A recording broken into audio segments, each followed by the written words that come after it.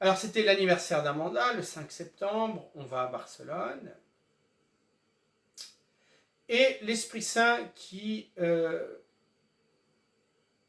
plupart des fois, pas toujours, mais la plupart des fois apparaissait d'une façon enjouée.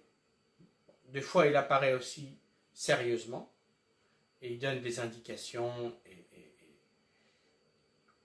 Et parfois, il peut être très ferme, hein, bien entendu.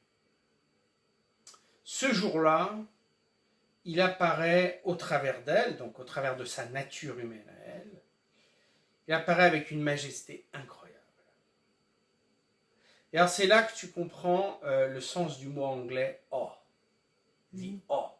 C'est-à-dire, c'est quand tu fais cette expérience religieuse, hein, c'est le sens originel du mot awe en anglais, c'est quand tu fais cette expérience religieuse et que tu es devant l'infinie majesté de Dieu, et la seule chose que tu peux faire, c'est awe.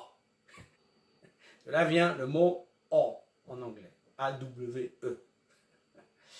Et donc, je ne sais pas combien de temps ça a duré, mais c'était comme si le temps s'arrêtait. Ça a peut-être duré 1 heure, je ne sais pas.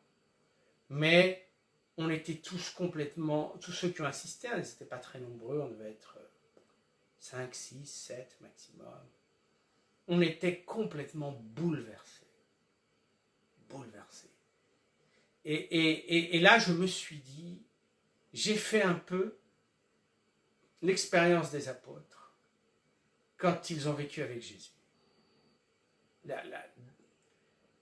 Jésus, des fois, hein, j'imagine que ce n'était pas toujours, parce qu'aussi il voulait avoir la normalité de l'être humain, hein, mais des fois Jésus se montrait en majesté. Bon, je ne parle pas de la transfiguration, c'est un autre registre, mais à travers de la nature humaine, à travers des comportements humains habituels, il y avait des fois, certainement, Jésus manifestait sa majesté, comme le sermon de la montagne, je suis sûr que là, dans ce sermon, il montrait une majesté absolument incroyable, et les gens, ils étaient dans la awe.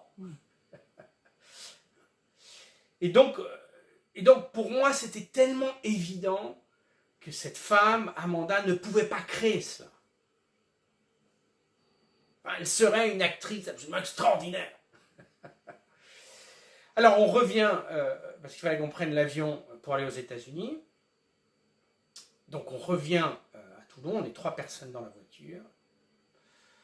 On revient à Toulon, et en cours de route, donc on était déjà en France, on va dépasser un camion, et le camion littéralement nous saute dessus. Il ne nous a pas vus quand on dépassait, et il rentre dans notre voie. Alors, tout ça à 120 km/h à peu près. Voilà. Donc, Dieu merci, il y a une 3e voie, mais qu'est-ce qui se passe sur la 3e voie? Il y a une voiture qui vient à toute vitesse.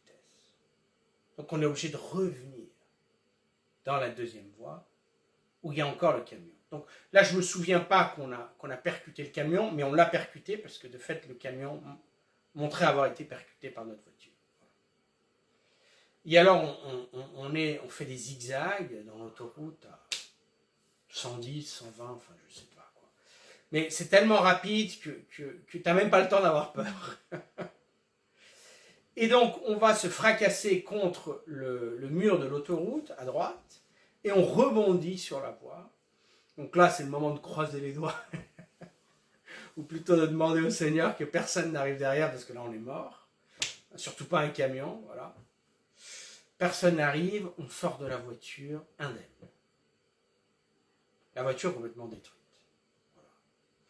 Alors, effectivement, je ne peux pas le prouver, mais pour moi, il y avait un lien. Enfin, j'ai jamais eu un accident comme ça de ma vie. Enfin, c'est incroyable que le jour où il y a cette manifestation tellement extraordinaire de l'Esprit Saint, cela arrive. D'autant plus que, ça je ne l'ai pas raconté et je ne vais pas le développer, mais d'autant plus qu'un mois auparavant, Amanda subit des attaques démoniaques la nuit pendant 1 semaine où elle ne peut pas dormir.